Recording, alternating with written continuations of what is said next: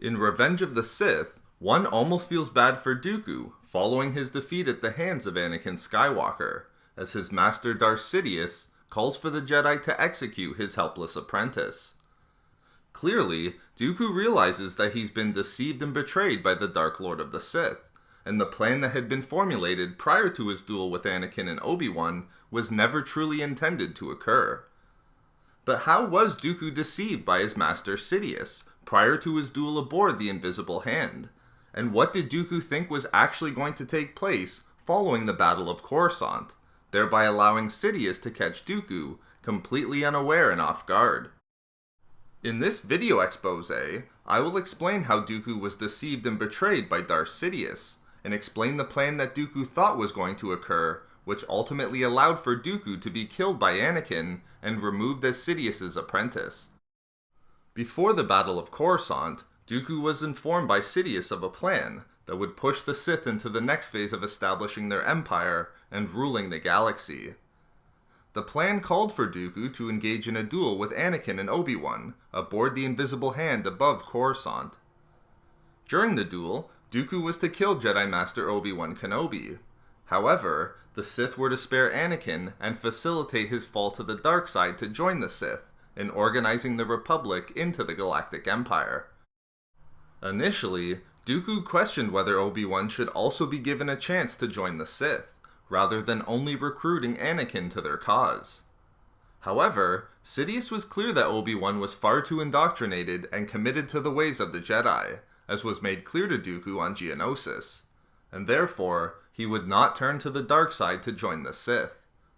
But more importantly, Dooku learned from Sidious that the plan required Obi-Wan to die at the hands of Dooku, as this would be the final act required to push Anakin to them and forever seal his fate.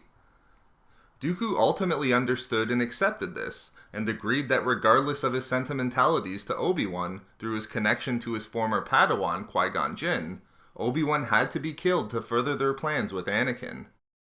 After Obi-Wan was killed, and Anakin was turned following their duel, Sidious's plan called upon Dooku to go along with being captured by Anakin and enter into captivity as a prisoner of the Republic, with Anakin secretly being an agent of the Sith.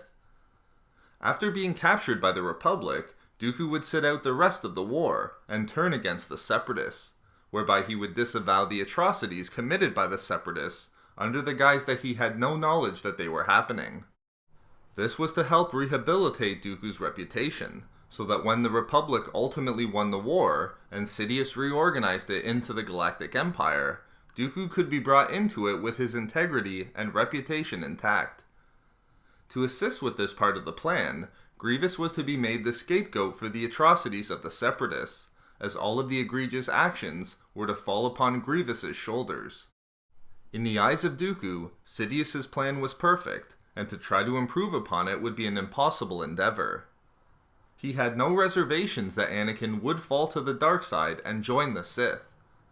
Although he questioned whether Anakin would ever accept or take orders from him, given that Obi-Wan was killed by his blade, Sidious ingeniously convinced Dooku that it wouldn't matter, as Anakin would not be someone who needed to be given orders by the Sith. Rather, his power would only need to be freed to allow his luck and creativity to take over. Understanding that Sidious had crafted a masterpiece to be carried out above Coruscant, filled with ingenious subtleties, Dooku accepted the plan completely, and was fully confident that it would work. Importantly, Dooku saw Sidious's plan not only as a test for Anakin to ensure his fall to the dark side, but also a test for Dooku, one that would evaluate whether Dooku was worthy of learning the entirety of Sidious's knowledge, and achieving the mantle of Master one day himself. Therefore, Dooku was entirely committed to the plan, and would play his part in bringing Anakin to the dark side, and in going along with his heroic capture by Anakin and the Republic. Dooku's full commitment to Sidious's plan, prior to his duel with Anakin and Obi-Wan, only furthered the deception and betrayal that he would undergo from his master.